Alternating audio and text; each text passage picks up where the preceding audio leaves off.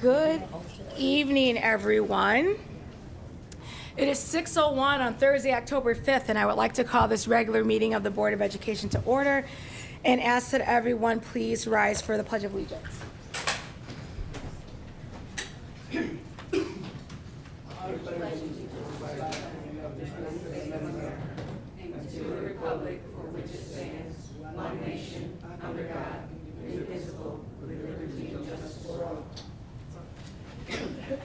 Thank you. And before I have the clerk call the roll so that we can officially have our newest board member on the roll, we are going to conduct our ceremonial oath of office for our newest trustee, Dr. Deyanira Navarez-Martinez. And so I am going to ask our parliamentarian, sorry, to issue the oath. So Dr. Deyanira Navarez-Martinez, if you don't mind joining us in the middle, we will issue the oath.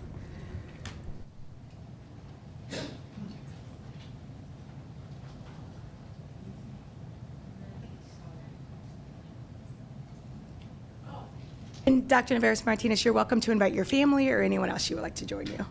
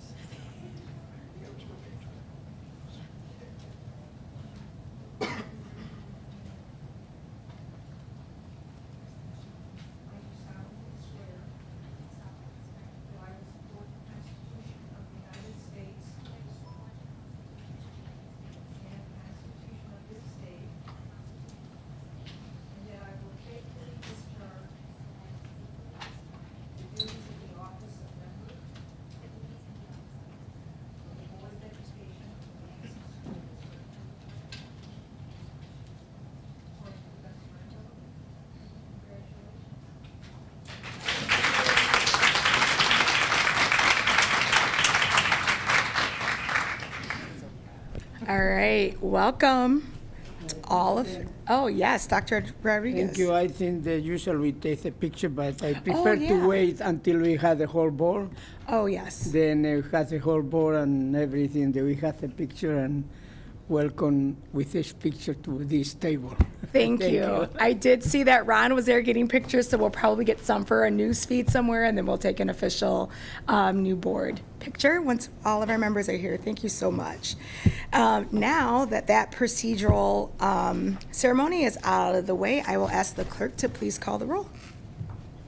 Dr. Badi, Dr. Cabana, Present.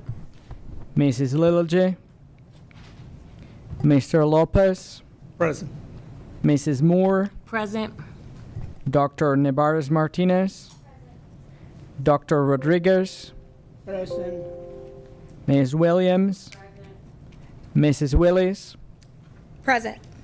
Quorum is present.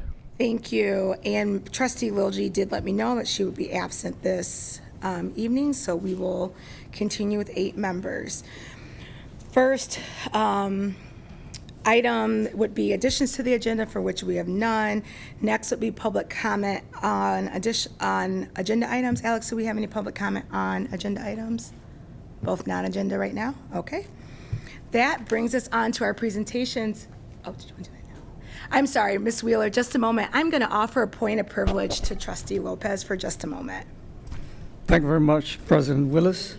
I'd like to, on behalf of the board, send our condolences to the Jesus Mendoza family. Jesus Mendoza was a pastor of Maranatha Church of God in North Lansing.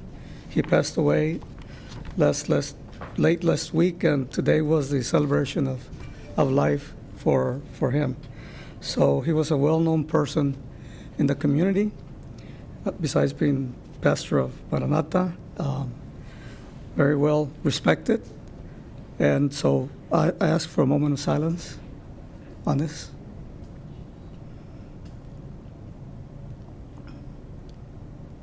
Thank you. Thank you. Thank you, Mr. Lopez. And actually, I started moving quickly, and so I forgot a couple things I needed to do at this beginning of this meeting as well. I'm also going to take a brief point of privilege.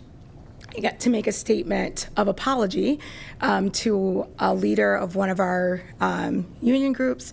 Last week, I engaged in a comment on social media where I mentioned a private choice of this union leader, and I in no way intended for that comment to undermine his confidence in leadership and all of the work that has been done by this individual. And so I just wanted to take this moment to mention that I recognize that that comment was likely inappropriate. It wasn't appropriate. I don't want to do one of those. If I offended you, then I'm sorry. Apologies. And so I just wanted to take this moment of privilege to say that publicly. And then I also wanted to make sure that I grounded us with our mission statement, which our mission statement is that the district is committed to providing a high-quality education in a culturally safe and nurturing environment that supports all students to live purposeful and fulfilling lives. So that's our agreement, to mention that at the beginning of every board meeting. And with that, I will call Ms. Wheeler forward to do our health and wellness update.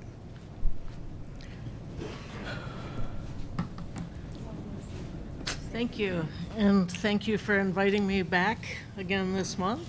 I'm one of the few people that are happy about the weather today because I was ambivalent about the opening photo there. I didn't know if I should have sun and beach from the 80-degree Monday or actually move into fall, so.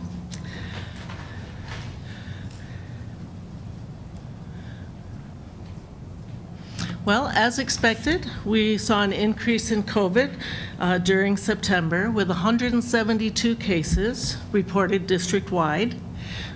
We did maintain our COVID protocols and administered more than 2,000 tests in school all across the district.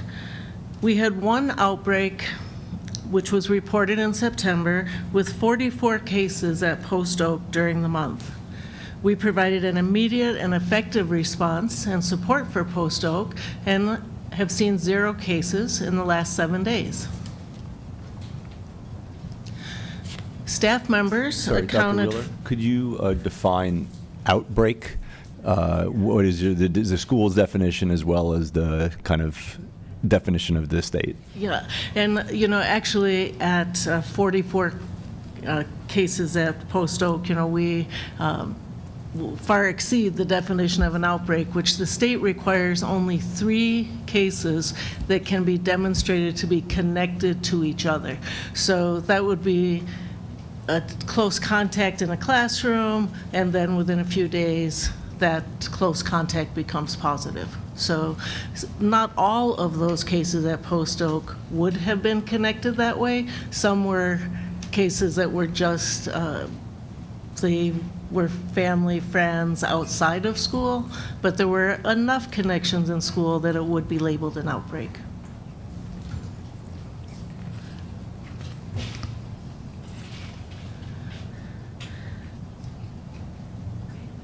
The students were altogether 128 cases, and you can see the distribution here. Most of the buildings having very few cases, and without the blip of Post Oak, our numbers, of course, would have been much lower.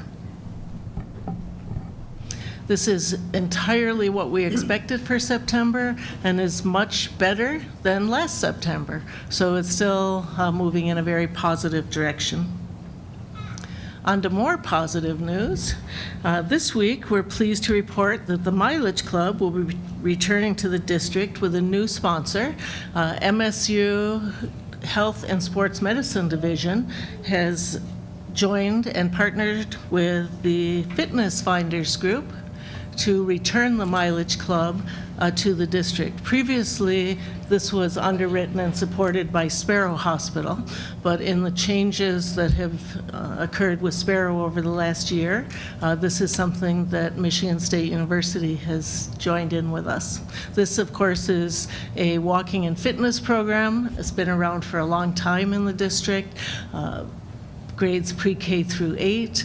We're going to do something a little different this year. We're going to do a 4-week program in the fall and a 4-week program in the spring, and then there will be by definition, a Spartan spring celebration with details to come. The Student Development Program has been up and running. We offered over 900 sessions in September, and we averaged about 70 students per day. We have multiple recruitment events underway. We attended high school orientation, welcome back week events. This week we'll participate with the Eastern High School homecoming, and we have been going on site to do grades 4 through 8 presentations. Our fall brochure, which you may see on the district website or around in schools and buildings, identifies programs and training opportunities for students. This fall, we added yoga to the lineup and have had a nice turnout for yoga. And in all of our presentations, many students saying, is yoga for boys and girls, that they would all like to show an interest in yoga. Of course, our daily food distribution is one of our favorite stops in the program. The highlights from the Student Development Program, in September, the district received a Beyond the Classroom Award through the Michigan After School Partnership and the Michigan Association of United Ways. This was a monetary award to support program materials and development in recognition of outstanding after-school programming to engage students and also our community collaborators. We have added MSU student volunteers for our tutoring sessions and have had our biggest turnouts for tutoring over the last week. We also added yoga and soccer this fall and have had a good response to both. We have also restocked the BIPOC Care Closet, and on Monday, the closet was reopened and we began taking orders for distribution of products to our students. We're looking forward to continuing our work with providing the personal care products all across the district.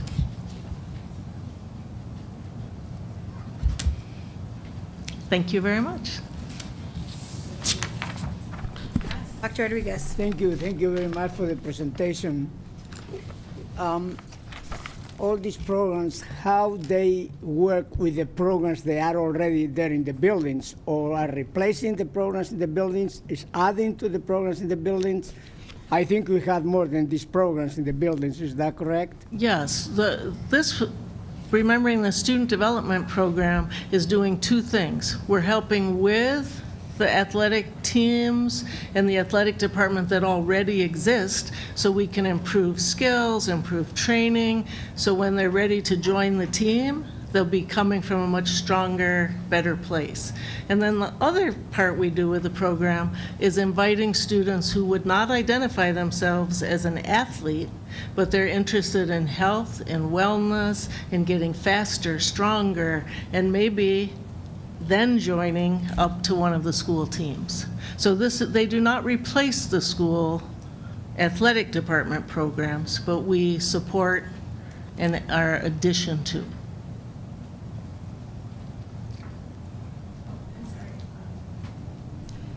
Trustee Moore, then Trustee Williams, I'm sorry. I have a question about the BIPOC Care Closet. Yeah. So this is a continuation from last year. Yes. Are we still partnering with Ingham County, their health department? Didn't they partner with us and give us product as well? They did partner with us in funding. Oh, in funding. And we then provided the products. We are applying for many grants. Ingham County is another one for this year, but we have provided support just within district to continue. This was such an overwhelming success in the spring that we recognized this is a need. And the superintendent encouraged us to move forward, keep funding this closet for the students. And I'm so glad, because I'm looking at the products that you have now compared to the products from last year. The only thing that's Magic Shave, that's a little out of style. I don't think our young students want to use Magic Shave. So if we could, I don't know who's actually purchasing these products, but if we could do some research to find a better product than Magic Shave, that would make my heart well. Okay, I will take that back, and Okay. our group will look at that. We appreciate that feedback. Yeah, but the products, they look great. They're better than last year, so thank you. Thank you. Dr. Wade, so the tutorial program, because I did get an email today through the school district's website, is that in conjunction with, or is that something different? That's my first question.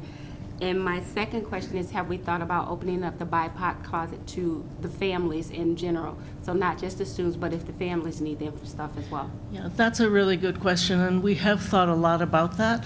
We, at this point, have offered the products to students just because the limited quantities that we've had. Now, a student may select the products, and if they share those products at home, that would be something they would certainly be welcome to do. The tutoring program, the district has such a commitment to the academic achievement of students that there's many tutoring opportunities across the district, some within the individual schools. This is a different program, but it is in conjunction with the other ones. This provides the opportunity for students that might want to come in and have an after-school snack, go to the weight room, participate in soccer training, and then come to the tutoring table and do their homework, that they can do all of those things together in one place. But it's not intended to replace any of the other really good tutoring programs that are in schools too. Dr. Kavanaugh? Hi, Sue. Thanks so much. Given that annual COVID vaccines are now available, what, if any, outreach is the district doing to make sure that families are taking advantage of that? Another really great question. We are going to be offering an immunization event in about a week, and that will be an immunization vaccine that's available at that event. We also, through our school-based health clinics, the COVID vaccine is available there. Students may that would be at Eastern and Sexton, where the school-based health clinics are. Students can go there. And of course, any student in the district can access those clinics too. Thank you, Mr. Lopez. Yes, excuse me. Thank you very much for the report and answer to your questions, to our questions. I have one that's kind of a little bit away from what we're talking about right now. Okay. I was at a neighborhood meeting yesterday, as a matter of fact, and Mr. Delgado from the Community Development Office of the City of Lansing, they have a program that to deal with lead paint, and that's an effort they're trying to identify those homes that still have lead paint, and specifically where there are children under 6. I know that very few are under 6 in our district, but I guess the question is, do we do any lead testing of kids, or is that something that? In school, we Yes. do not, and at the school-based health clinics, they begin seeing children at age 2 in those clinics, so it's much less likely that they would do that there. The screening usually happens around age 2 as the initial screening. So I think we might have a place as far as publicity or letting people know where they could go for those things, but it's not something that we have typically done at school. And do we think that that's a problem with some of our students? But we have no way of knowing. Dr. Bowdy wants to help me here. Thank you so much. The only time it's a problem is if you are doing remodeling or reconstruction or damaging the walls that have the paint in some way. So if the walls in this room had lead in them, it doesn't mean that any of us would be at risk of lead poisoning unless they were tearing down the drywall and we were here breathing in the stuff during that time. So what we typically do is we screen all children at the age of 12 months for lead. That's just normal standard practice for well child visits. And then we ask questions about risk factors for lead exposure for older kids at age 2, 3, 4. And so if they have been in a house that was built before 1970 and there's been any remodeling in the home, and if they have any behavioral concerns, things of that nature, we might think, okay, maybe that's a kid that we would need to screen for lead poisoning, but otherwise it's not a routine screening that a physician would typically do. Yeah, that's precisely what was said last night. And so I guess for informational purposes, there's a resource of the health department. I think they do that, or they can do that. Yes. Yeah. They could do that. So, two things. One is the health of the children, and number two is if your house is an old home, like Doctor just said, and you have paint that's old and falling apart, make sure that they know that information so that they can get those tests done. It's important. So I just wanted to mention that, and that's a resource for our community, for our families. And not to cast any bad light on anybody, but some rentals, are at risk of being in that category. And if the parent is not aware of that, Yes. just don't pay attention. Yes. But, so, thank you. Thank you. Thank you. Any other questions from board members? Dr. Body? I'm wondering about the legality of incentivizing kids to get the COVID vaccine. Like if you get a COVID vaccine in school between September 1 and December 1, you're automatically entered into a drawing for a $50 gift card or something. Is that a thing that we could do? We've had this conversation. Yeah, I mean, I think we have to be very careful about incentivizing certain things like that, but I am happy to call our lawyers because I think that anything that we do as a board, as a superintendent, as a district, to help encourage folks to be healthy is a great thing, but I'm happy to call council tomorrow. I know we've looked at it before, and there was some hesitation, but I think we're happy to look at it again. I'd be willing to sponsor a limited number of them. Thank you, Dr. Bond. Thank you.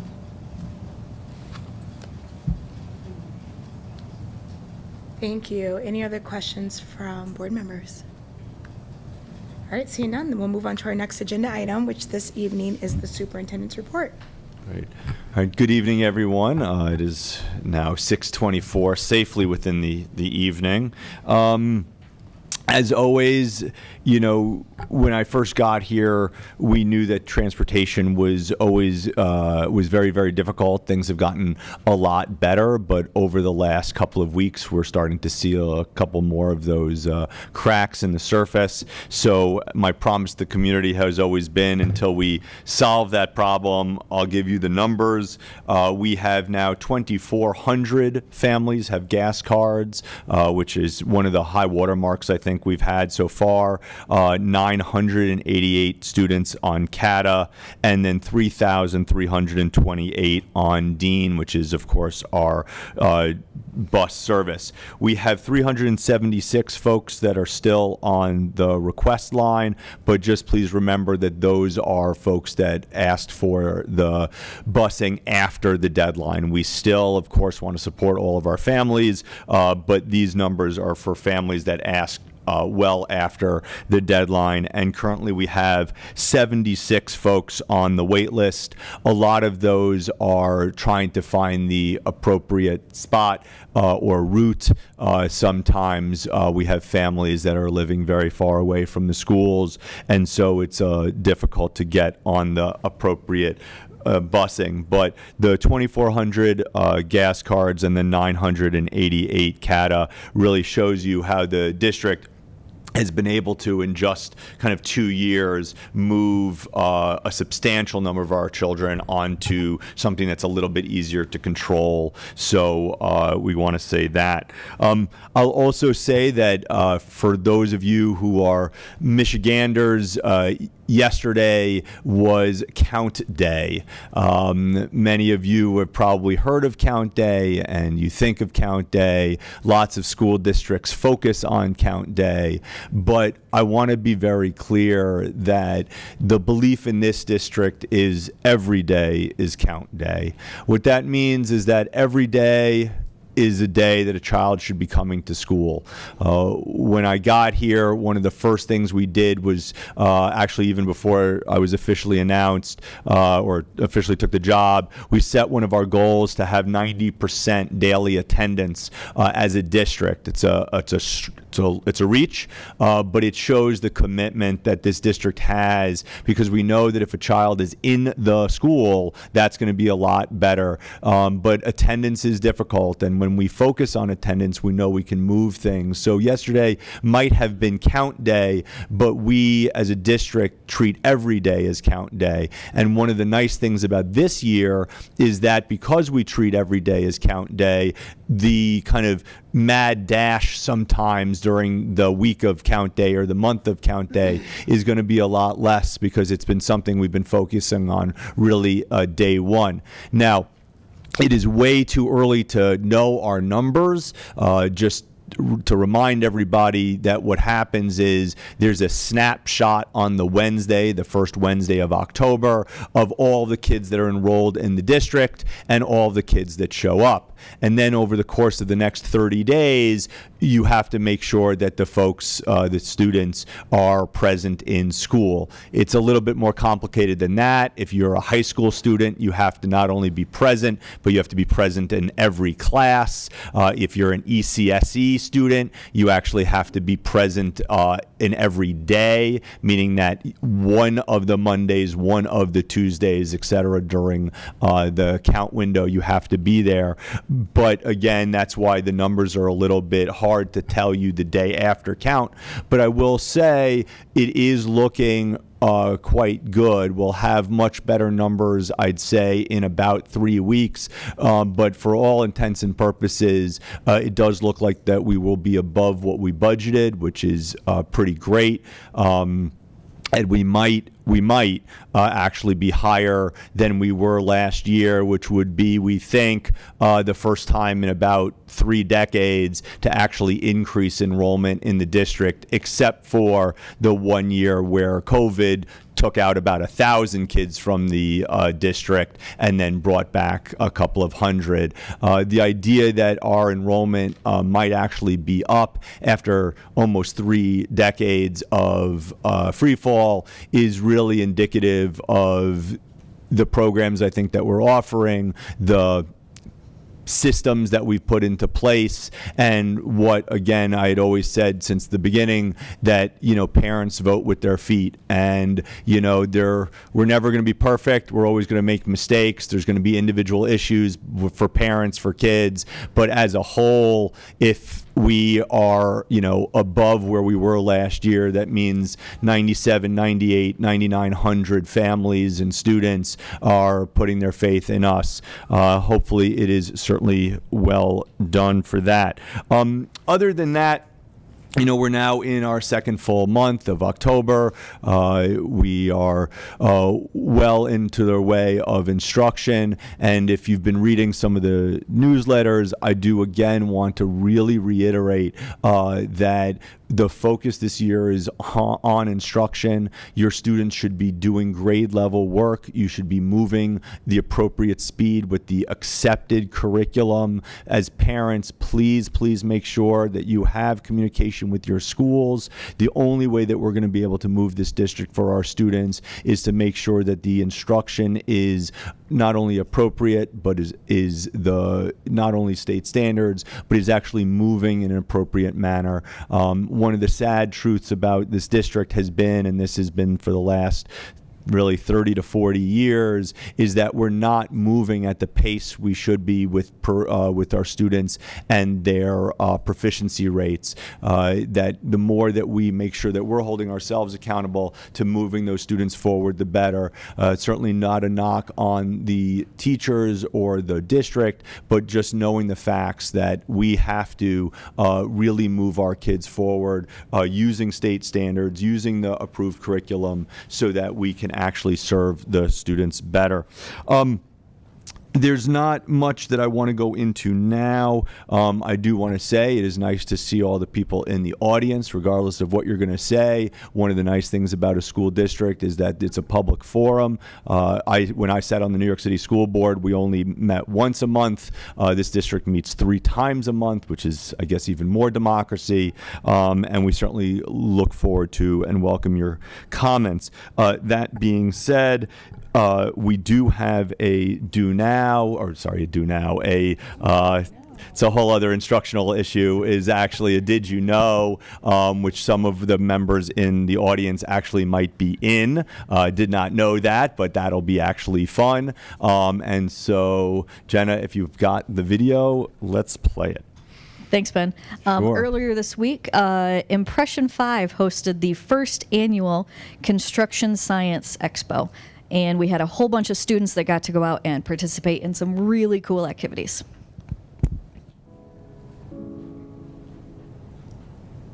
Welcome to the first annual Construction Science Expo that we're holding in Lansing.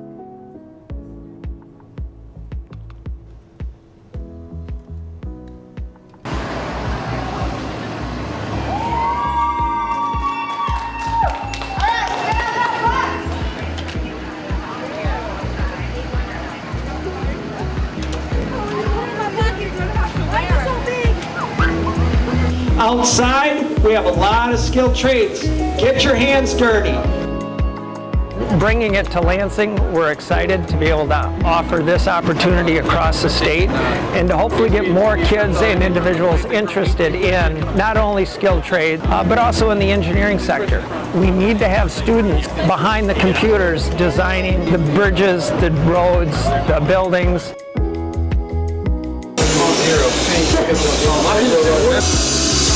This is a paint simulating spray booth. They really love the technology of it, the VR of it, and it gives them a pretty simulated experience with what we really do in the field. What I want you to do today is go out there and see everything. And if you see something you don't like, that's called free education, and there's nothing better. Listen to me. I'm a state representative, and I guarantee you that everybody out there in the skilled trades makes more money than I do. We've got about 350 students out here today. We've got 12 trades out here and a good number of engineering firms to give the students a wide variety of what they're going to see.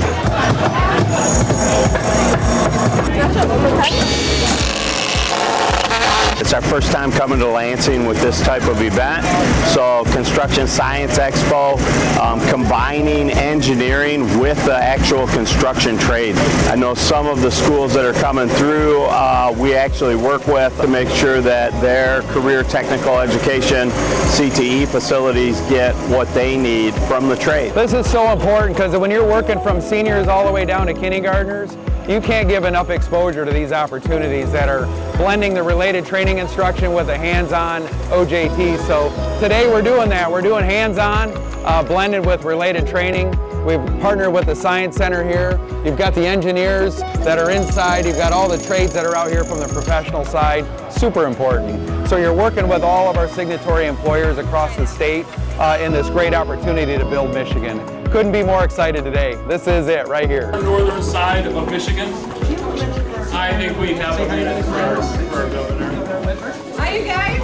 Hi. Every one of you can get into a good job that pays you well, and that's why we're all here today. I'd like to hop in and lay a brick with these guys. They'd love to show you. Every single one of them has been. What grades are they? It's anywhere kind of the middle school grades. Okay. Yep.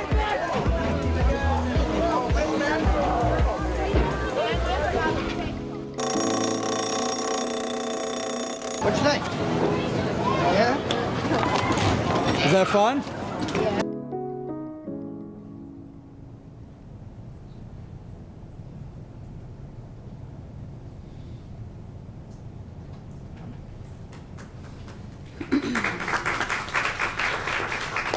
Thank you for that. It was a wonderful day. It was quite hot. I definitely sweated through my suit. But it was really wonderful to see not only organized labor and skilled trades and our students, but just the whole community coming together. This has been a long time coming. We've been trying to plan this for, I think, almost a year. They had done things like this in Detroit, but the idea that we can do this in Lansing, have 350 some odd children, with the idea that we're going to actually increase it to, we hope, over 500 next year, is just yet again another one of those things that we're trying to bring to Lansing. Lansing is a wonderful city with a lot of potential, a lot of good folks, but for many, many years and many, many reasons, Lansing has sometimes been forgotten about. One thing that I could, point to is a couple weeks ago, the NFL Hall of Fame was here with a few players to talk to our students, and, we have been engaged in a relationship with them. And, we were talking about, why are they in Lansing? And of course, it's relationships and it's trying to open us up to bringing more people here. But there was definitely a sense of, Lansing doesn't get a lot of this stuff, and, it deserves it. Our children deserve it. Our community deserves it. And so I certainly look forward to not only having 500 students next year, but bringing more and more programs to expose our children to amazing jobs that we know that they can do. They have the potential, and we as a district need to make sure that we're opening our doors to partners to allow our kids to see themselves, be it working on a machine or painting virtually, or creating something with bricks or wood. So it was a great day. It was really nice to see the kids out there. Thanks so much to certainly our friends in the audience and Organized Labor and Impression 5 and everybody that really helped to put that together. So that's really my report. I'm sure there'll be a lot of conversation today during the board meeting, and I look forward to hearing that. So thank you. Madam President, can I ask Ms. Williams. Can I ask a couple of questions? Sure. Mr. Superintendent, the wait list versus requested, are the numbers duplicated in those two lists? The wait list versus requested, are they duplicated numbers?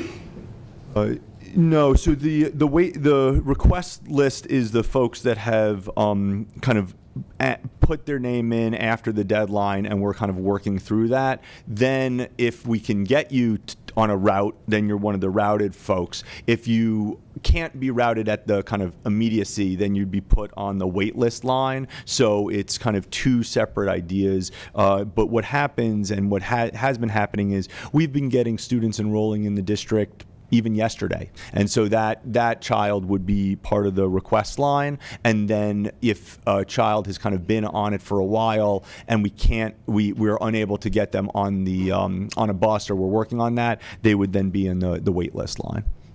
And another question, in your newsletter this week, and I don't know if you're ready to talk about it or not, but the parent community, you ready to talk about that? Or yeah, I mean, I'm always happy to talk about including parent voice. It's one of the things that makes a school district really, really magical is when you have everybody's voice at the table. And when you have a school district this size, it's actually, many people think it's large, but it can be considered small in the sense that it's 10,000 kids, about 25 schools. It's not 100,000, it's not 200,000. And that, we have so many parents and so many families, right? Grandparents, aunts, uncles, guardians, who you name it, who want to be involved. And typically in a kind of regular school district, you have your PTAs or your PTOs, or we have something called PCAC, which is really, really quite powerful. But a lot of times with something like PCAC, you're going there to learn something, you're there to be part of something. Your PTA might be very specific to your school. But what I've always believed is that parents should have a voice directly to the superintendent so that they can really be heard. Last year, one of the things that we did was we created a student advisory for the superintendent, me, not to speak of myself in the third person. And so every month we meet with about 10 to 15 high school students from all of the high schools, just so that they can be honest about what's working and what's not. And that allows me to be a better superintendent, to hear from folks. And then, we wanted to bring that idea to parents. We weren't ready with the systems in place, I think, the first couple of years. And now, as anybody who read, I think about 9,237 people who clicked on it this week, read that we will be creating a parent advisory team. The idea behind that is really to get parents' voice directly to be part of their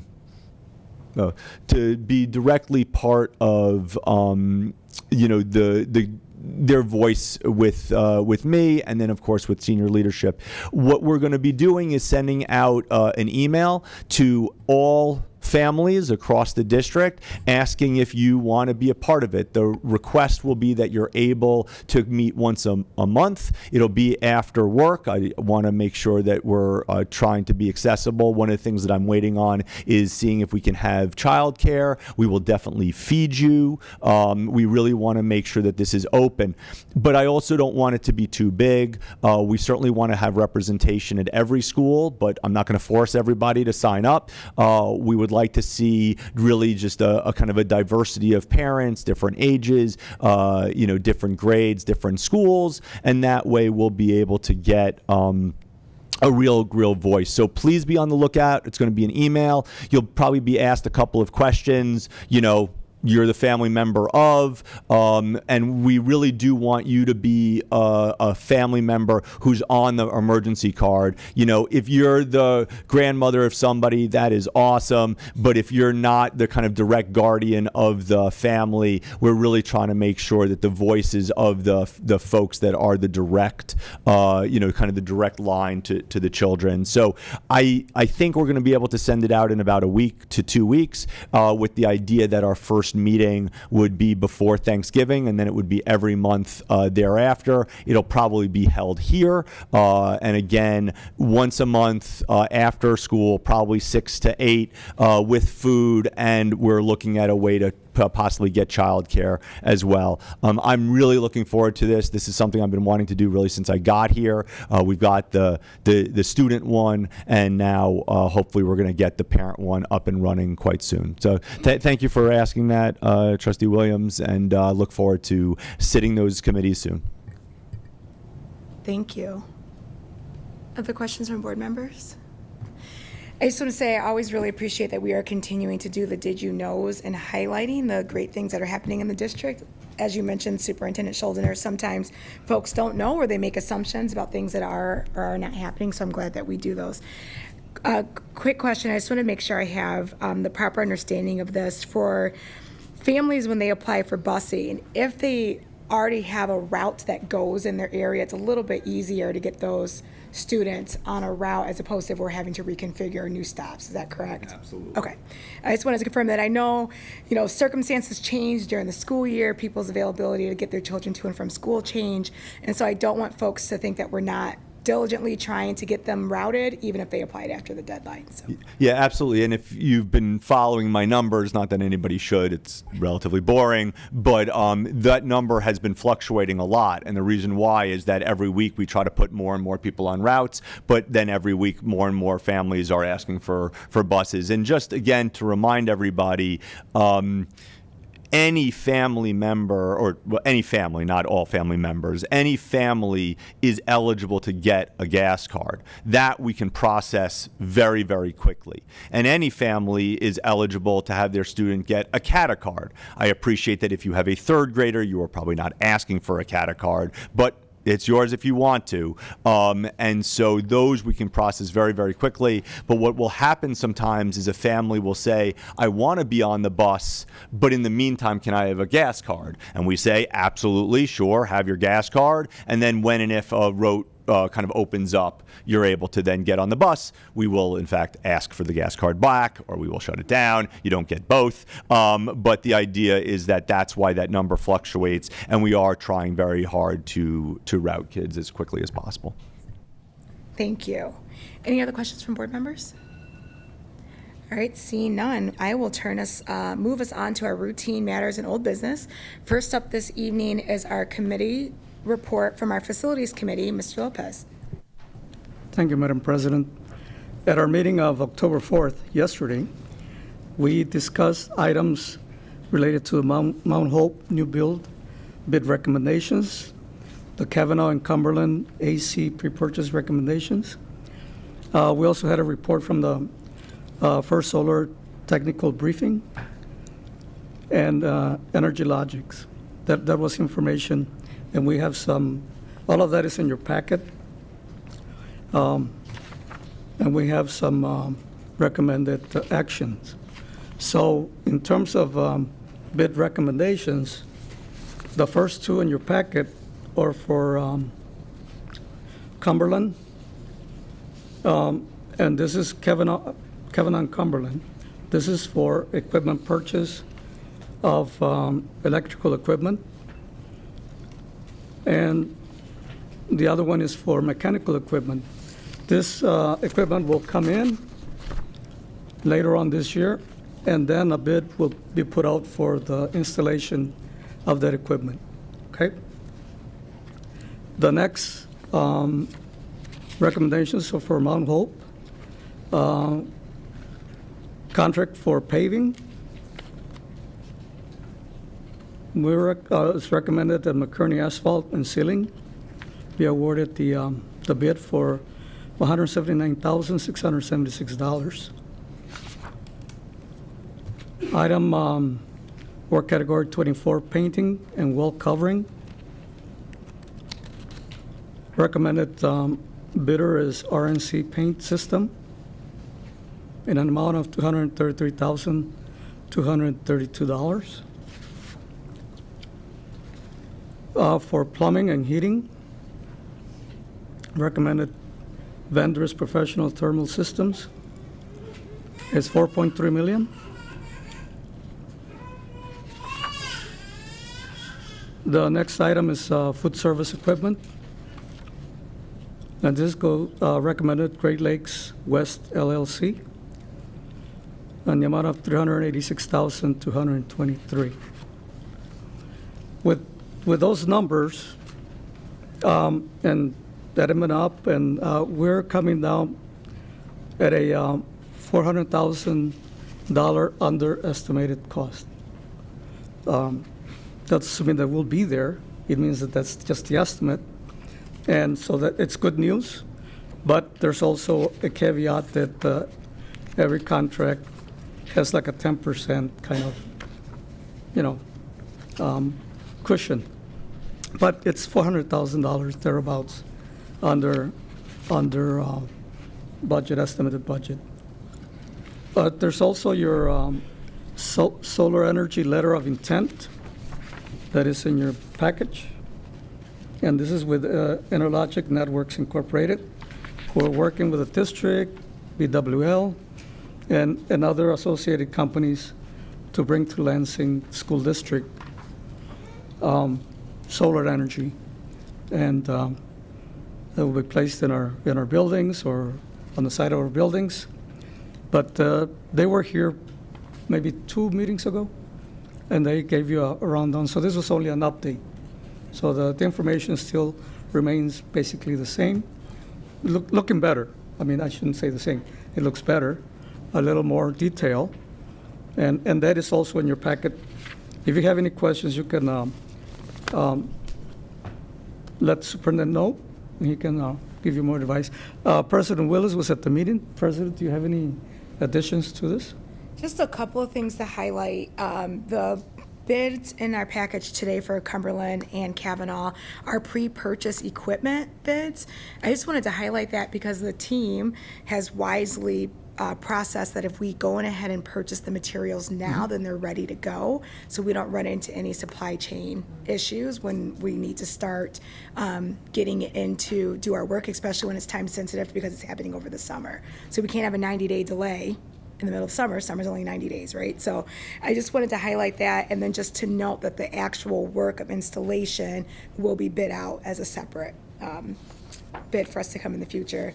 And then just wanted to note just something for future discussion that we will bring up later, possibly most likely through a recommendation from the Facilities Committee to go to policies, that we have a policy that can come before the board. If you guys notice, our bid summary document has 3 categories that we sort of look at, whether it's a local vendor, minority-owned, or female-owned. We've always been working under the definition of local, meaning the state, which it does by definition of how we qualify local, it means the state. However, just because that's how it's defined doesn't mean that we couldn't also provide additional points for other qualifiers, such as being in the city or being in the Tri-County area or things like that. And so there are opportunities for us to better or to make recommendations for how bids are scored differently. I want to be careful because we want to make sure that the open procurement process, we don't start saying what things we may propose in the bidding process too soon until it's actually in our open bid process. But we are having discussions about what opportunities we could have. And I want to also reiterate that the bid packages, they're published, folks are able to bid for them. We also have quite a few, I think this is maybe it just stood out to me more this time. Quite a few bidder meetings happened on these bids, even for the folks who were not awarded the bid, so that there could be additional conversations and feedback around what happened with the scoring and why they weren't selected, if that was the case. Thank you, President Willis. Yes, you're right. And I'm glad you brought out the issue of our looking at recommending some changes in our bid process. I think it's overdue, and you're right. We were under the impression that that was cast in stone, the statewide, local. So thank you. If you have any questions, ask the superintendent. We have one question. No, go ahead. One question from Ms. Moore. Go ahead. I am a little curious on how do you advertise for work to be done? I'm curious, what platforms do you use?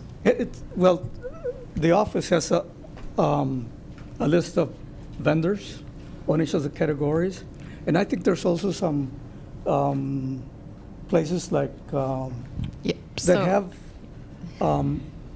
places. What do they call those?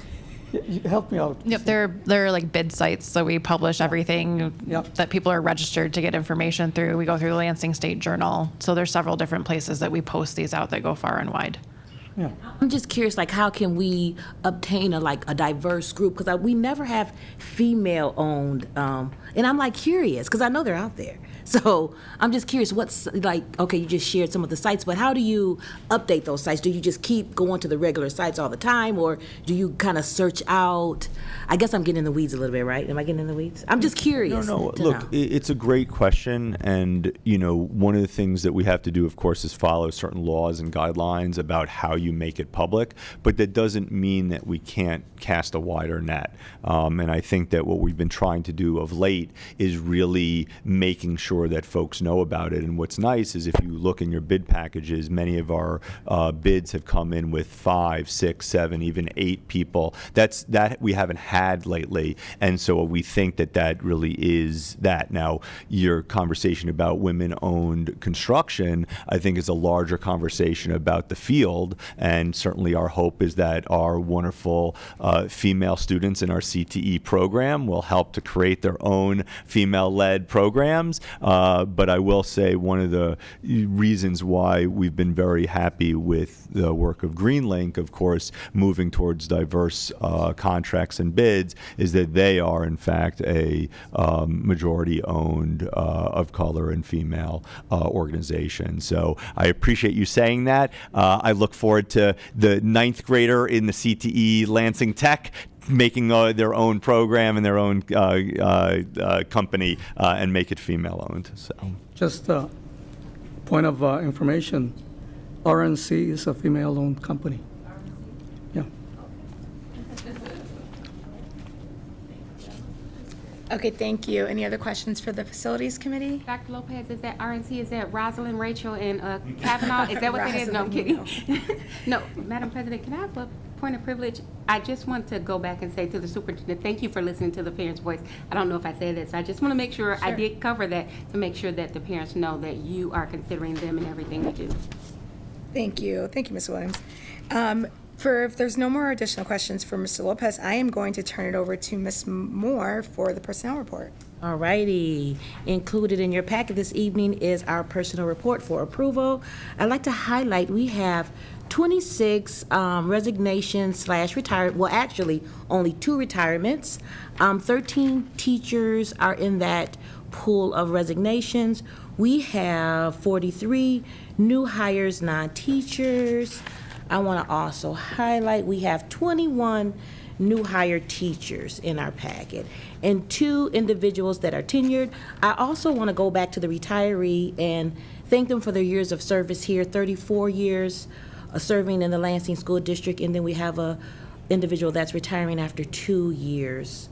And that will conclude my personnel report, Madam President, for this evening. Thank you. It's always exciting when we see our new hire list is longer than our retirement and resignations list. Yes. And I'm also excited for our 2 staff members who are receiving tenure or will be awarded tenure. Mr. Lopez. Yeah, I'd just like to highlight one of our retirees has put in 34 years of service with the district. Very well known in the community, and she's going to be missed. But congratulations to her. Thank you. Any other comments, Madam Ms. President, Williams? I just have a point of concern, maybe clarification can come out of that. All of the resignations are less than 5 years with an exception of 1. Isn't that concerning to us?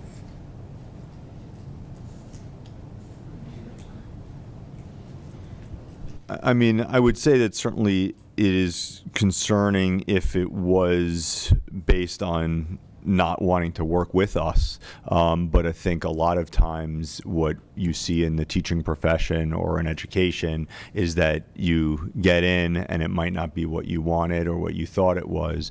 What I am happy with is certainly that what you don't want is somebody to be in the profession for too many years and become unhappy. But, you know, in a district that has 1,100 employees, the resignations and retirements for this number, you know, and if you also notice, some of them were effective in June and some of them are effective in October. So it's a long time. A lot of times what'll happen is the folks that are putting in their resignation, they're timing it in a certain way. But yeah, I mean, look, anytime you have a resignation, it's concerning if we don't know why. But certainly we're always happy to discuss individual concerns as long as, you know, we're allowed to. There's certain times that we're not allowed to, of course. I remember some time ago, we talked about maybe an exit tool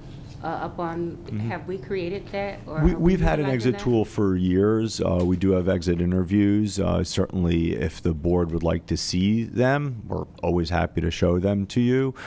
Some of them would have to be confidential and others wouldn't, of course. But yeah, but you know, when you look at the swath from June to October 27th and you look at this versus the number of non-teacher hires and teacher hires. And if you also notice, if you look at the positions, some of them are things like a noon assistant, and some of them are teachers, and some of them are an athletic director. And if you notice, like for instance, one of the folks, it says athletic director, but they're still employed, and the reason might be that they were switching jobs, and we have to do that. So again, you know, every every person is a story. There's no question. But when you see somebody like a lunch assistant, they're typically working 2-hour days. I certainly don't begrudge somebody who says, I want 4 hours, or I want 8 hours, or I want a full-time job. In this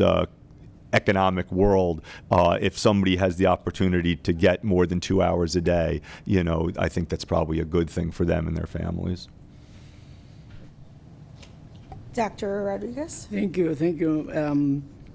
I see that on 2 occasions, I think, or 1 or 2, you mentioned the name Dean of the Students.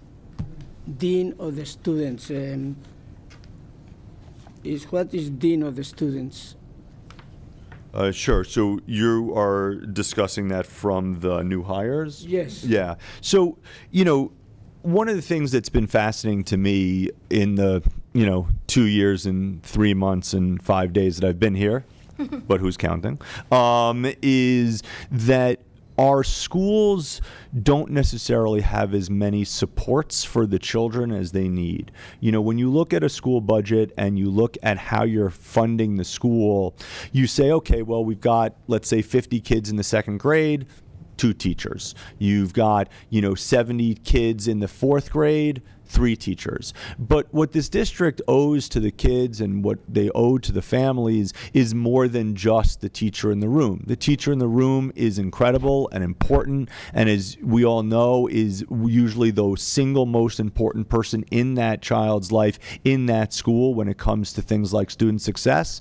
But we also understand that wraparound services and ways to support schools are really important. And so this year and last year, we're starting to create dean positions that can be really everything from support in classrooms to support in the hallway to talking to children to tutoring children to doing everything that you would want an adult who cares deeply about the children to do, but let's say isn't necessarily in the classroom. The more, I firmly believe this, and it's your tax dollars, I hope you believe this, is that the more that we spend the money on our people, the more that we have more people in classrooms, in schools, with children. That's really, really powerful. And so over the last, I would say, it's about 1.5 years since we've had these dean positions. They're really there to help support the needs of the students and the school.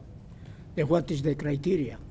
So I'm happy to give you the job posting, but the criteria in terms of the role of the job is really to be, in some respects, a utility infielder.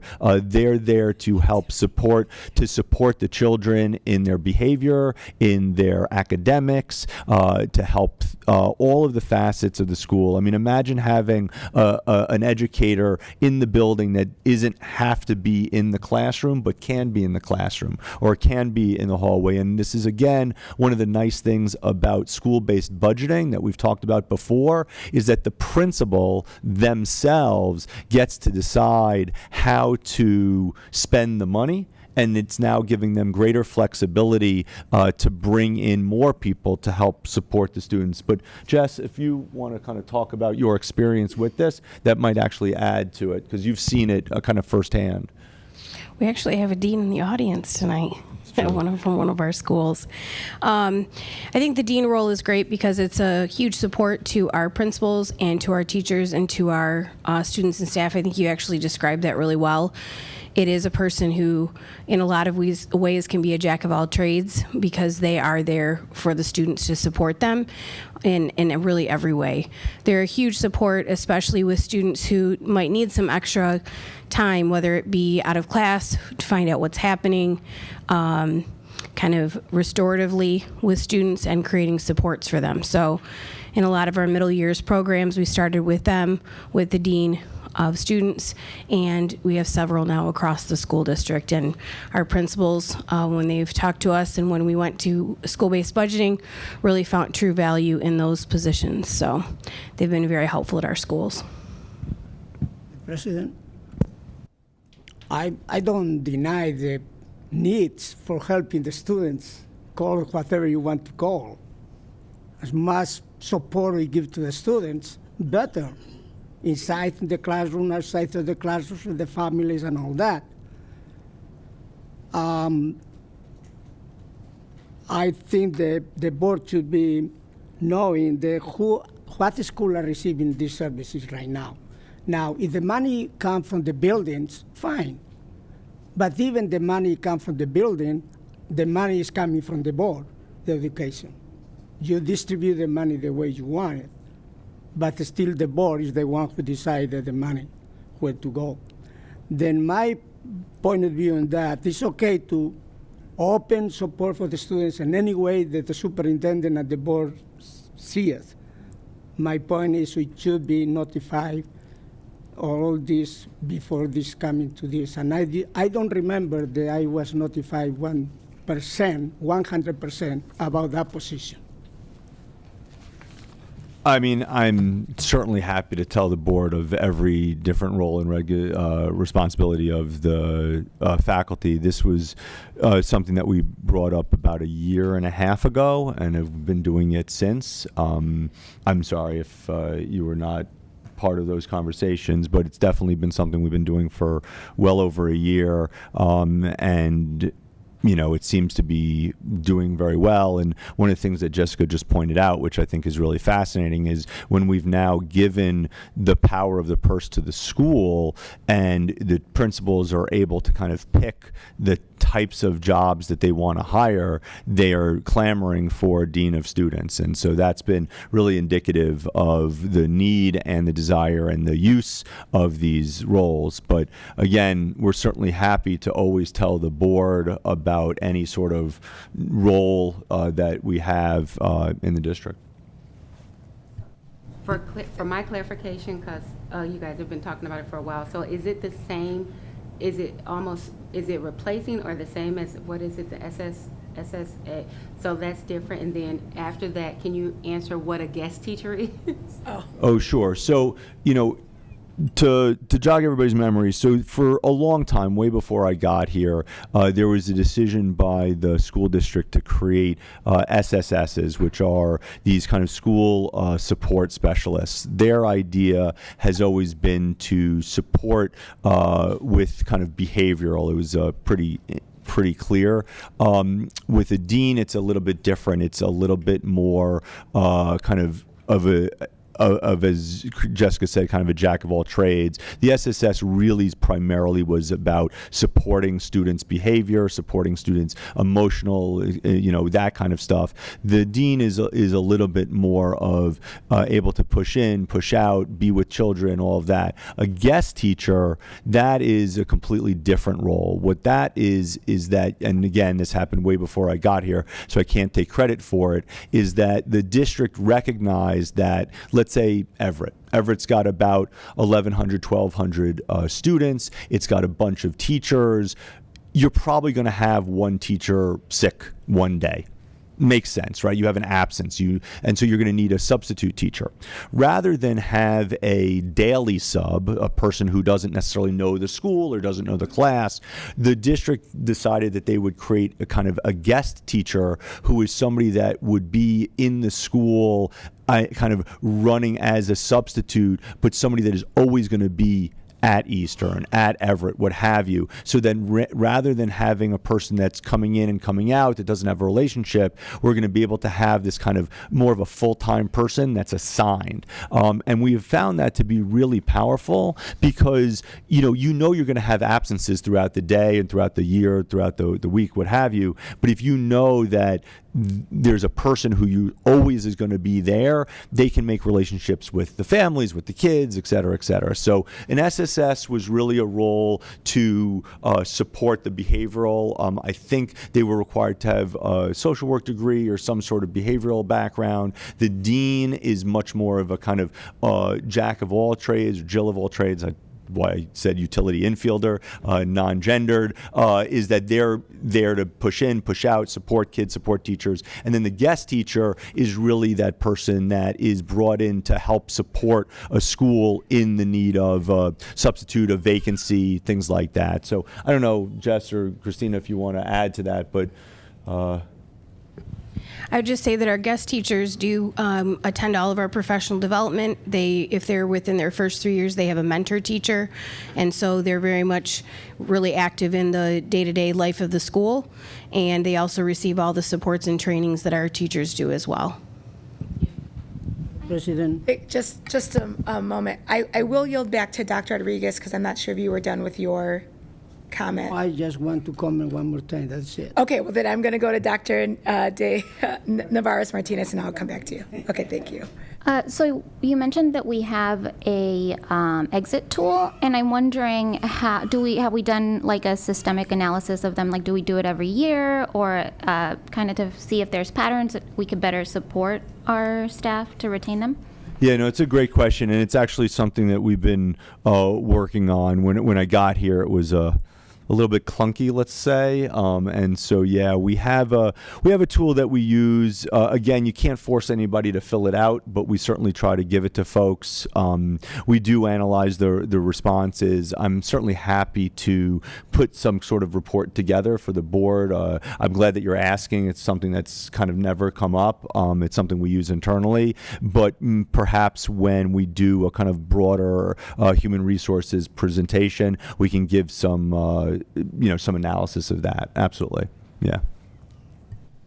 Thank you. Dr. Rodriguez? Thank you. I want to thank the superintendent and the team for the explanations. I think that is the reason we are here for these meetings, to learn from each other and to communicate to the community the best we can. Then there was nothing else than that in my questions. Thank you very much. Thank you, Dr. Rodriguez. Any other comments from board members? Okay, seeing none, we are going to move on. Dr. Rodriguez, you still have the floor for the ISOA update. Well, I think I was done. Thank you very much, Madam President. I attended the meeting for the ISOA yesterday for 1 hour and a half. And the first part of the meeting, a long part of the meeting, we were talking about Jamie Warmer presentations.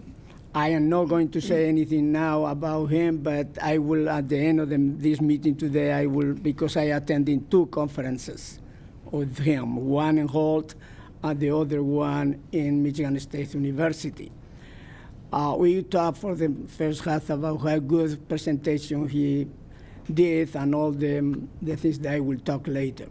After that, the superintendent from Holt, Dr. David Hornack, gave us a report about the superintendent's round table and how they work together so well and how they are working in the SAPS group. Then we spent some time there, and then we go to what is good in your district. And we were only 5 people there on the 11. It's not many. Then what I said is 4 years contract with the teachers. We accomplished. The Sexton High School is 5-0, and this weekend is playing Portland, and Portland is also 5-0. Then it's going to be an interesting game. I talk about the new board member that we elected and how many this application and how many of them qualify, all of them qualify, and how they are going to.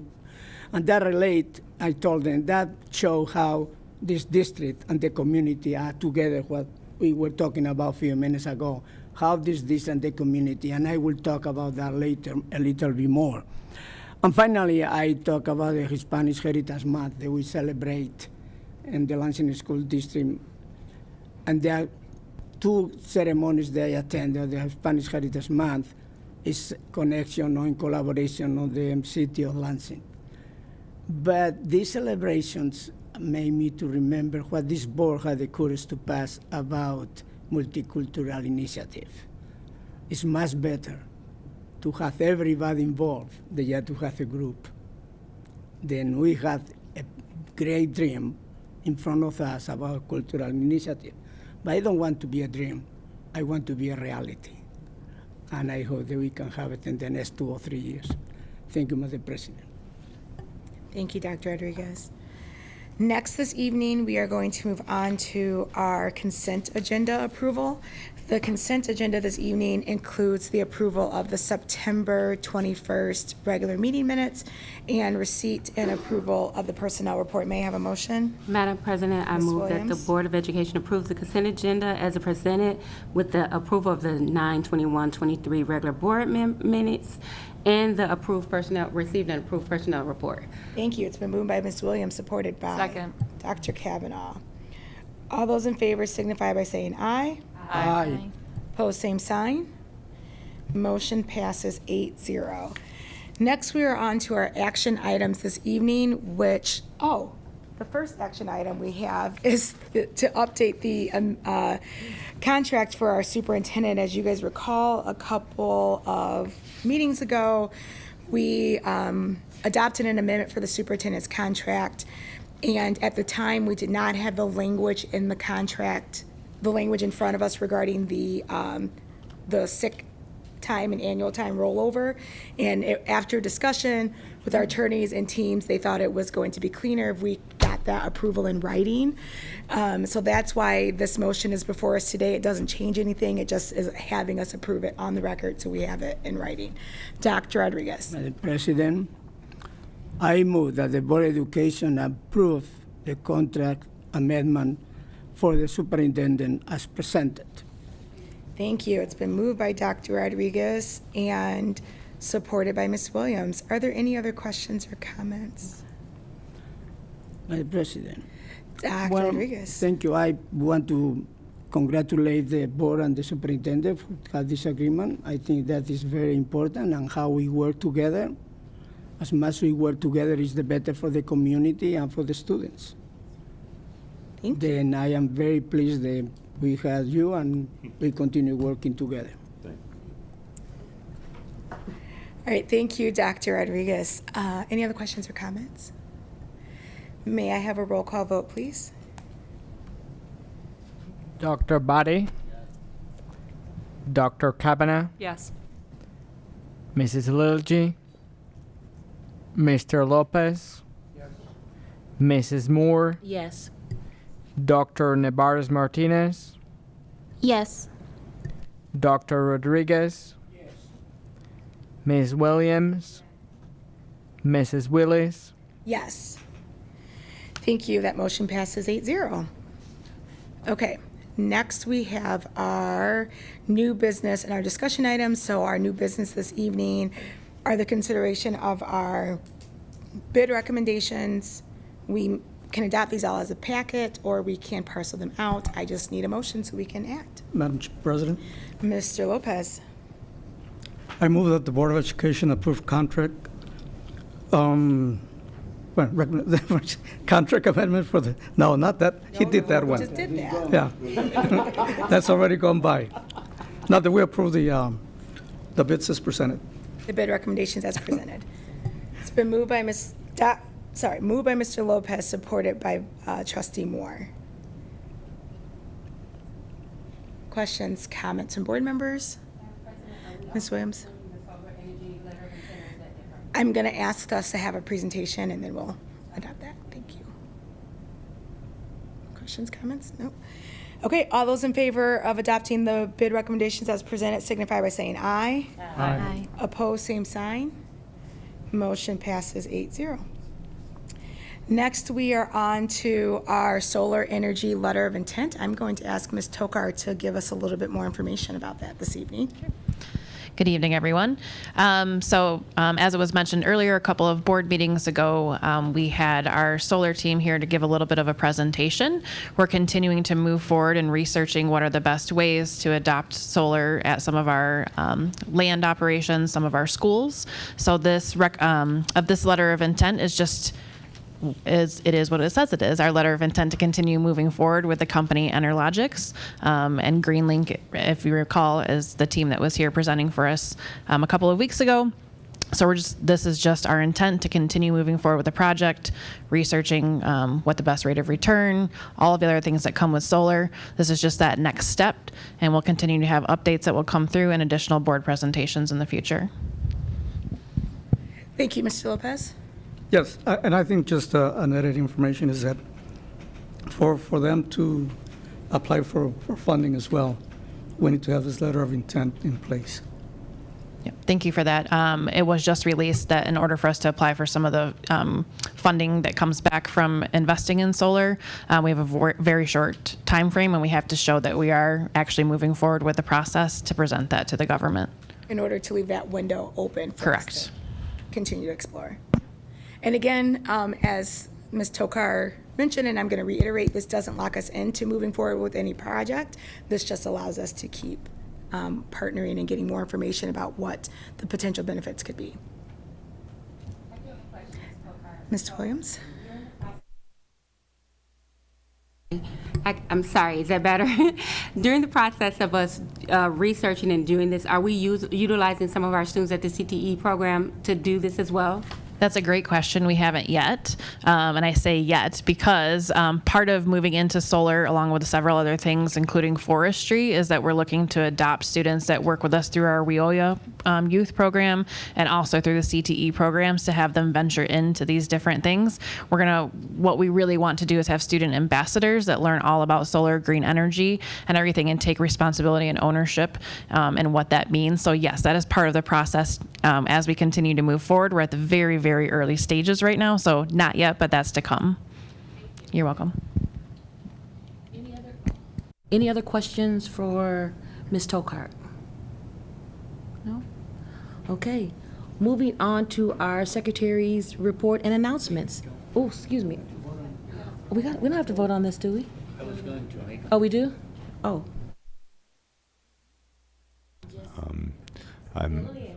I'm happy to vamp for Rachel to come back, but we do have to make a motion to adopt the letter of intent so that we can move forward. So it's all good. We do have quorum. We could make that motion if you want. I think you should make a motion. All right. May I have...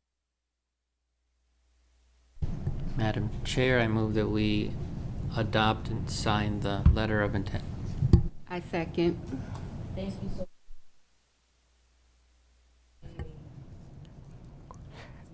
Dr. Bari? Dr. Kavanagh? Yes. Ms. Liturgy? Mr. Lopez? Mrs. Moore? Yes. Dr. Nebares Martinez? Yes. Dr. Rodriguez? Ms. Williams? Mrs. Willis?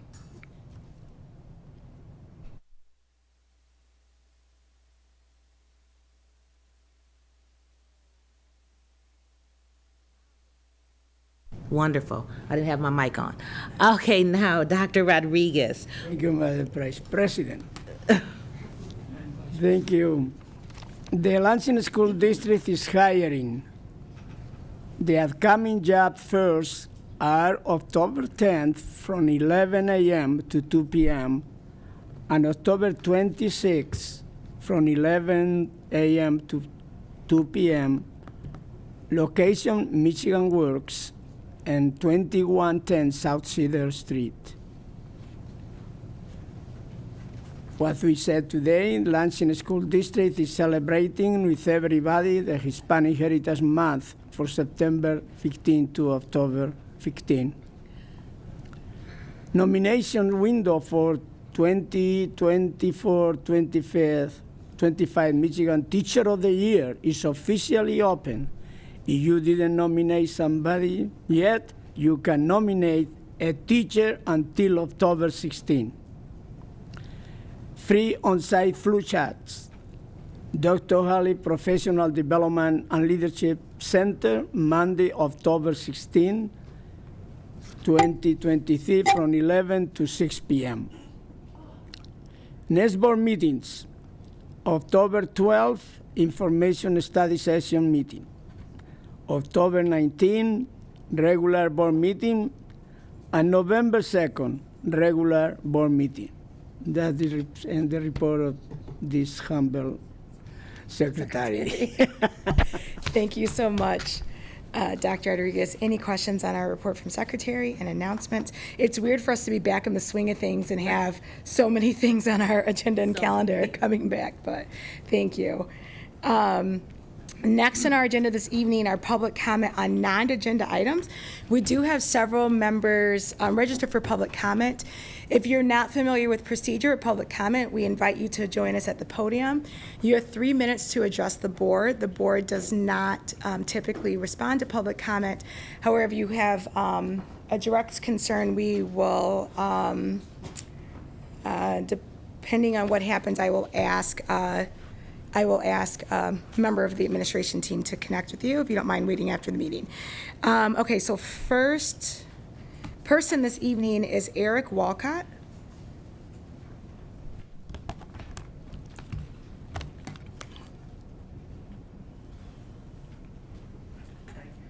Not generally a fan of public comment. I don't think a lot is accomplished in a 3-minute one-way conversation. But I'm here tonight because I'm a frustrated parent of 2 kids in this school district and I don't know where else to go. I'm hoping this can be the start of a conversation instead of just telling you all how hopeless I feel right now about the future of my kids' education. My kids are in second grade and kindergarten at Spanish immersion program at Luton Elementary. And as a product of Spanish immersion education, I was thrilled for my kids to have that opportunity here in Lansing.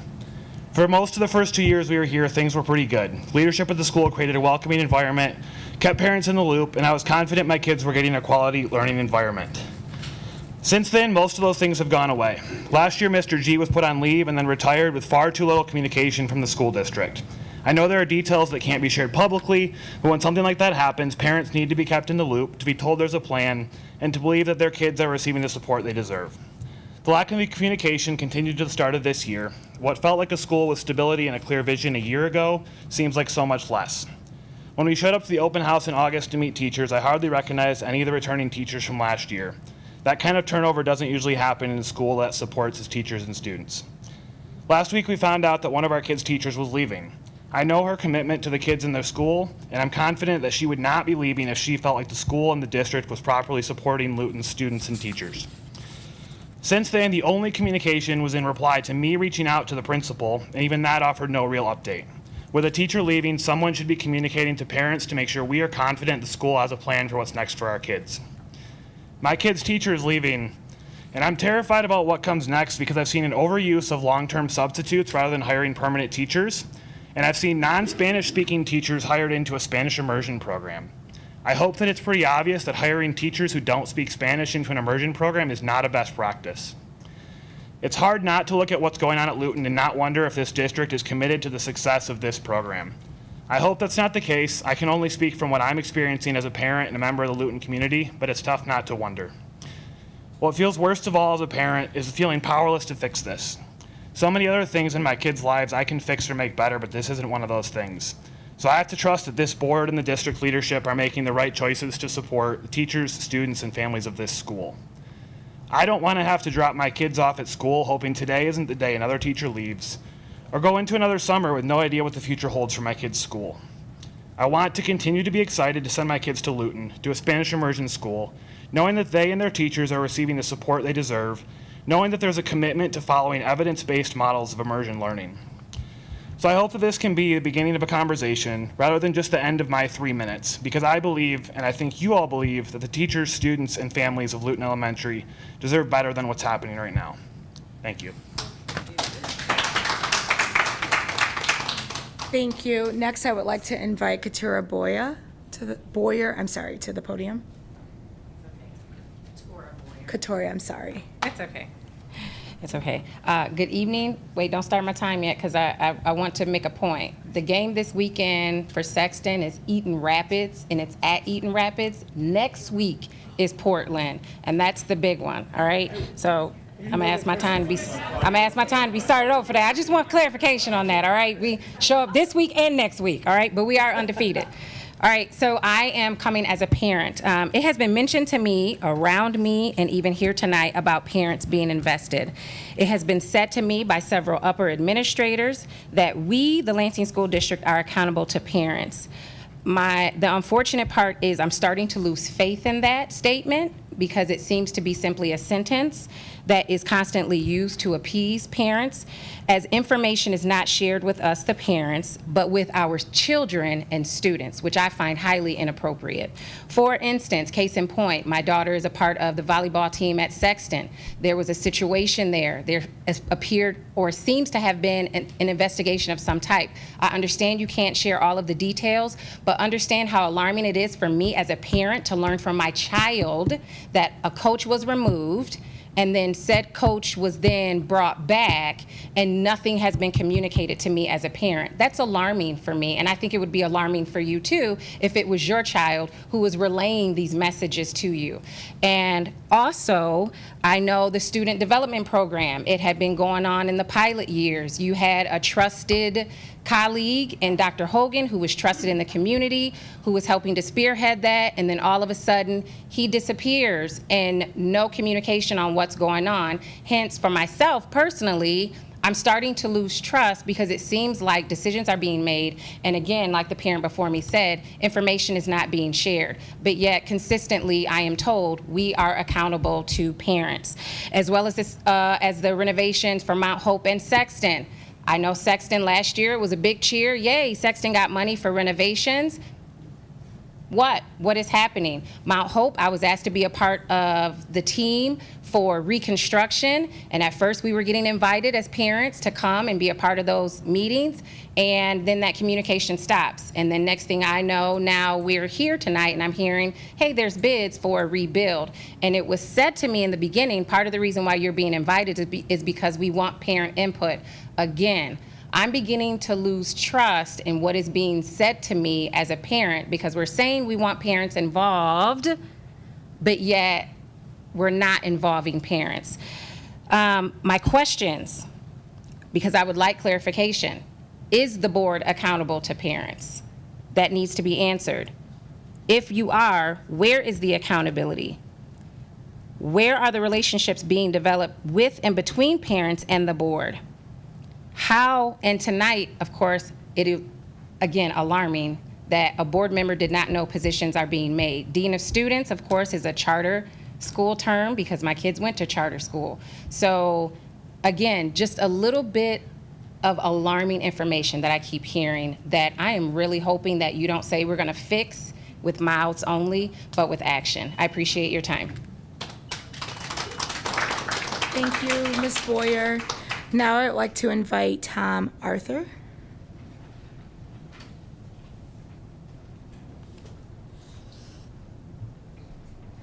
Hello, board. My name is Tom Arthur. I'm first a parent standing up. I have two boys who go to Post Oak School.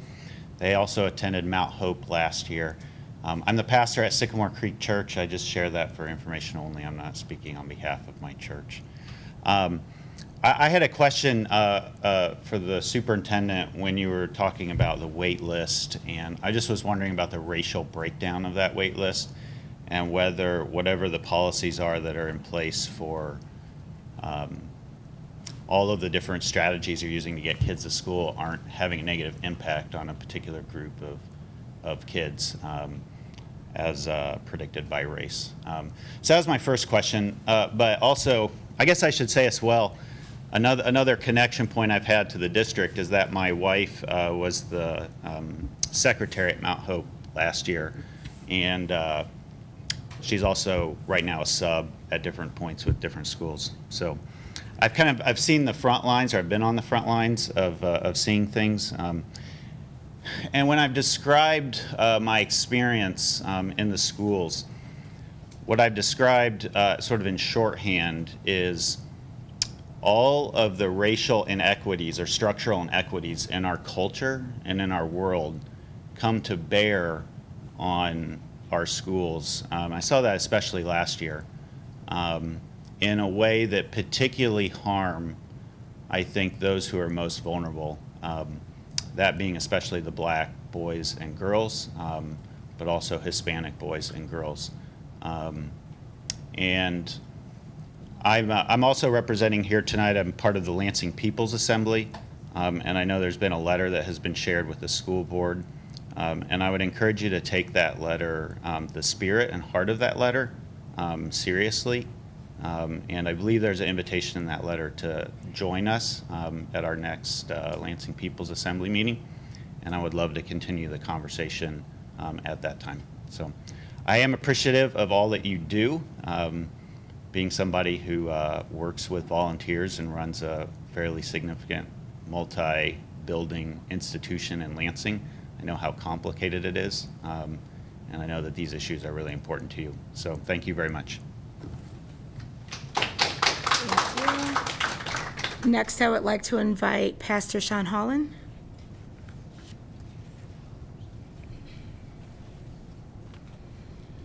Good evening. Appreciate the opportunity. The last time I was here, we were here elevating the voices and the sentiments of students. And tonight we're here to elevate the same voices and sentiments of students. I want to lead with a point of transparency that Superintendent Schuldner recently gave during his address to the NAACP Lansing branch, where he, and I appreciate the transparency in stating that the Lansing School District has not served its students of color very well. Matter of fact, in fact, has failed them. And so I want to add to that failure and that lack of service is being perpetuated through its treatment of black staff and black teachers. I'm here tonight, a part of community, part of family, and we have a number of stories of a culture that is being birthed, has been birthed here in this district of fear and intimidation. We're talking about the mass exodus. Why don't we know why teachers are leaving? That is bizarre. There's enough intellectual heft around this room to take us to the moon, and we don't have the data on why people are leaving. That's bizarre.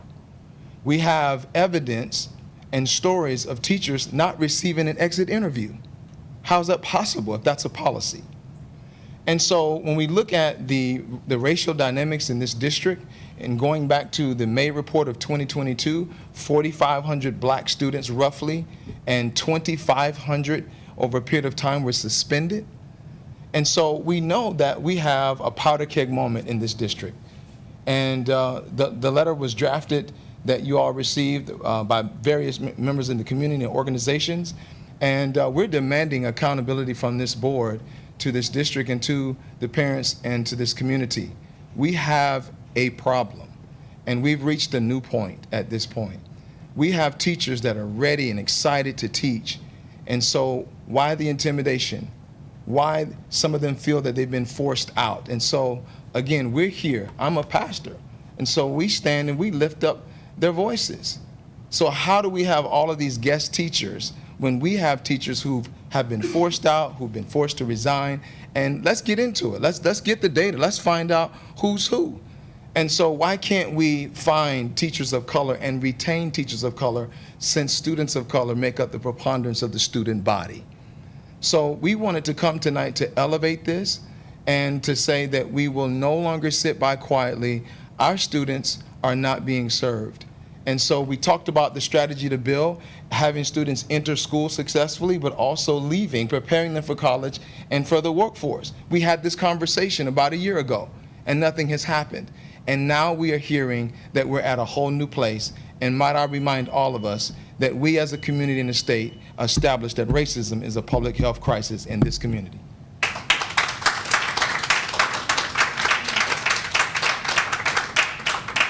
Next, I would like to invite Peter Wood.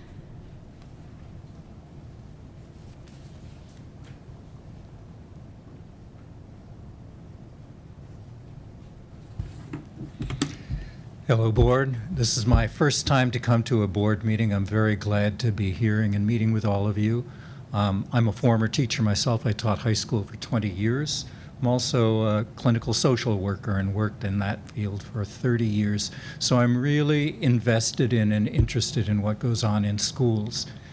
I think what I want to do, because I can't add a lot to what's been said, is to kind of bring it together. I hope you're hearing the note of crisis.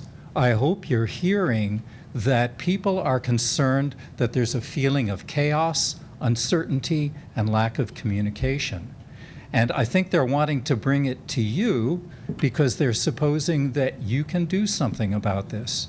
And I recognize that that would be an enormous job for a very limited number of individuals such as you are to keep your fingers in all of the pies that are out there. However, I think you have got to get more data than I understand that you're getting, and I heard 2 alarm bells. One of them is that, and if I understand it right, individual principals can make their own personnel decisions, perhaps without oversight. I wonder how much oversight you're giving to the decisions that they're making, because you've heard what kind of culture is out there. It's a non-communicative and often racist culture. What kind of oversight can you provide to that? The second is that it doesn't seem that you're getting the information you need from the exit interviews, sometimes because they're not happening, and sometimes because they just don't come to you. I want you to change that. I want you to know why people are leaving specifically so that you can know what to do and what not to do. I hope you'll act on these recommendations, and thank you for listening to me.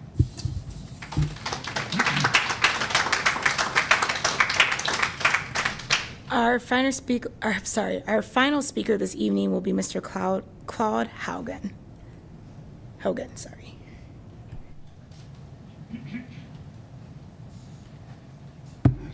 Good evening. I will say that Ms. Boyer actually introduced me pretty well. I am a member of the community. It's Claude Hogan. The community is known as the community as a Coach Hogan. I've been a training athlete since 1996. More so since 2013, so when I introduced my program, Unleashed Speed Track Club. Since 2018, I have been subbing as a long-term substitute for the LSD after I retired from government position. I also served as an assistant AD at Sexton from 2015 to 2022. In the summer of 2022, I met Mr. Schultner to pitch an idea about a student development program. Fast forward to October of 2022, I was hired, myself and John Horford. I get to train. I mean, it was a dream job, something I was working on for 5 years.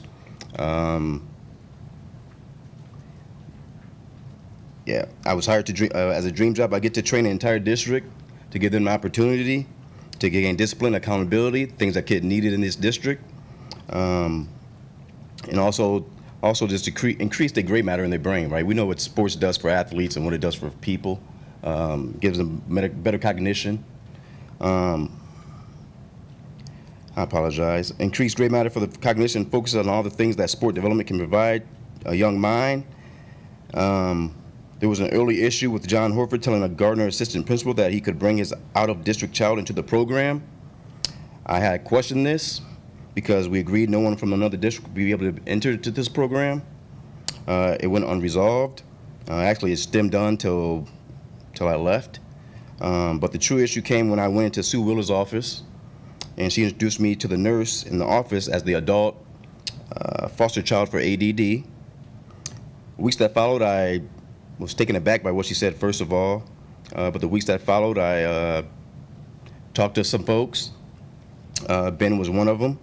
I filed a grievance on Sue, and Sue was still allowed to be around me. I sent an email asking why this is allowed. Then they made Miss Black, Cordelia Black, my immediate supervisor, and I was also told I will attend a May PD event through Sue, even though Sue would be there. I was told to just keep my distance.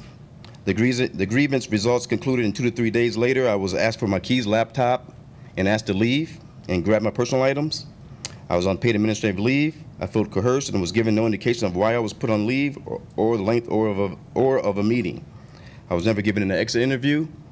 I was stressed and resigned from position on the last day of school, June 9th. I was also excluded from subbing in the Lansing School District with no reason. I was not given an exit interview, and I know procedures were not followed when conducting an investigation. Thank you.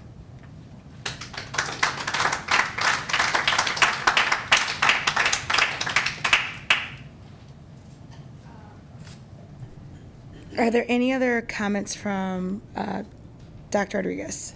Thank you, Madam President. The first thing I want to say that the 3 high schools in the last 3 weeks, they had celebrating the Hall of Fame. Oh, yeah. And they have so many great young people now, citizens now, that they were students in Sexton and Easter and Everett. that they were fantastic in sports. Then if you want to celebrate what Lansing School District is, that is part of what Lansing School District is, the fame of the Hall of Fame and the 3 high schools. I attended 2 conferences. A school cannot do it alone.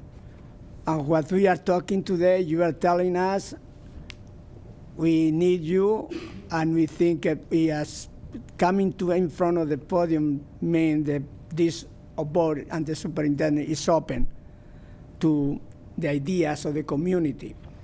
The school, he said, the first conference was in Holt High School, and that was for educators, principals, teachers. And the second one in Michigan State, it was about 500 people of the business community in the great area of Lansing. And he talked how these people that had kids in the schools can help the schools, and we need to count with them. But the number one that we need to count, and I think that this board has in the strategic plan, is to work with the parents, and thank you for being here. But besides to teach your kids, we do many other things that we have added through the years of the centuries of the things that we do in the schools. The function of the schools in America is not only to instruction, it's many other things, and I saw that in the first presentation about the vaccines. Then we feed the kids. How many? We feed more kids in one day than all the restaurants in the Lansing area. They deserve a meal. And I think that not only they deserve, we have to give it to them, it's better. And that is what we do it.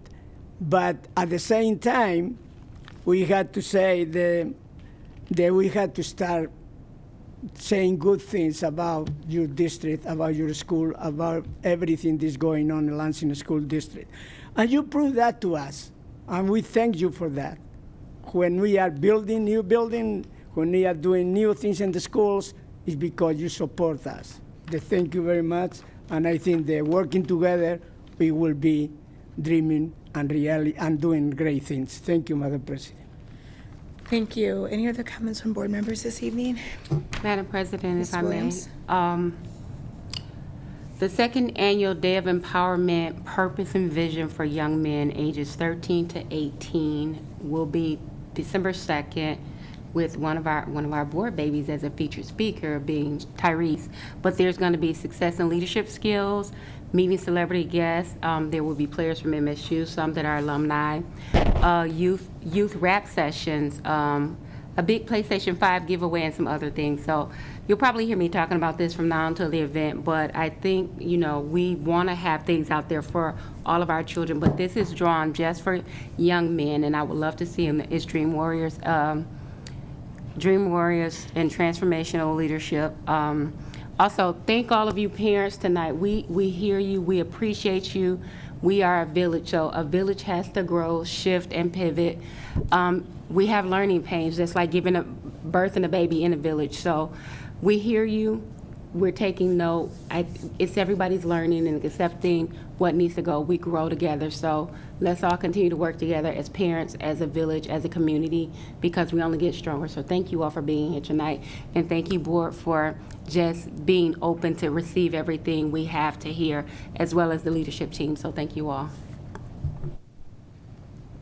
Thank you. Mr. Lopez? Yes, just a couple of items that I will be reporting on the next time on the promise. But just to say that the zone authority is looking at 1.2 million from tax capture. It may be more, but that's just what we're looking at right now. And we have now hit 2,000 scholars identified by Promise, and that will be receiving services from Promise, specifically scholarships. And I will report on the added support besides the scholarship itself or cover the hours of class, but other supports with supplies, materials, and other kinds of things. But I just want to let you know that, because that's exciting to know that we're continuing to get that text capture and for our students in the Lansing School District. Thank you. Thank you. Just to clarify, Mr. Lopez, you mean we hit a lifetime total of 2,000 students? Sorry? We hit a lifetime total of 2,000 students in the Promise? To this Since its to this inception? point, yes. From last year's graduation. Oh, okay. Back. Adding that. Because, not every student goes to Right. to our local schools. So that doesn't mean that that's all we have. It means that those are the students that have applied and have been, brought into the Promise. Madam President, if I may, I forgot. Along with the Lansing Promise, while some of our students don't necessarily go to the schools in the area, the Promise still has other outlets. And I know that because they are currently working with a young lady that went to Saginaw Valley that is a Saxton graduate. So while we don't necessarily, because of some of the schools having the scholarship funds and everything, and they do send it to, like the Alumni Association donated $10,000, they may be able to help this young lady that chose to go to Saginaw Valley by way of the Lansing Promise. So get your kids still signed up for the Promise. It's there for them. And also, I think last week Gear Up kicked off in the schools, 9th through 12th grade. It is a great program. Olivet has signed on as one of our newer schools through the Promise where kids can go free. And they were at Gear Up along with Saginaw Valley, the U.S. Army. It's really a program that if parents aren't aware of it, it's free to them, and it's so many things that can happen. My son spent a week last year. They made perfumes and colognes by themselves. Somebody created clothing line. The T-shirts that Gear Up was made by a student. They have one of our very own students who's hearing impaired as one of their ambassadors this year, as their Gear Up ambassador. So please, if you have a 9th through 12th grader, both male and female, get your children in Gear Up. It's also another form of career path and exploration. And maybe we can have, it's been a while since we had a Gear Up presentation about the eligibility and process of it, so maybe we can add that on our list. Yeah. Okay, any other questions from board members? Upward Bound was the question that I can't recall either. Add Upward Bound to the list too. We're thinking of Gear Up. Okay, any other questions or comments from board members? All right, seeing none, may I have a motion to adjourn, please? It's been moved by Ms. Williams, supported by Ms. Moore. We don't get debates, we just get to vote. All those in favor of adjourning, please signify by saying aye. Aye. Opposed, same sign. Motion passes 8-0, and at 7:52, we are adjourned.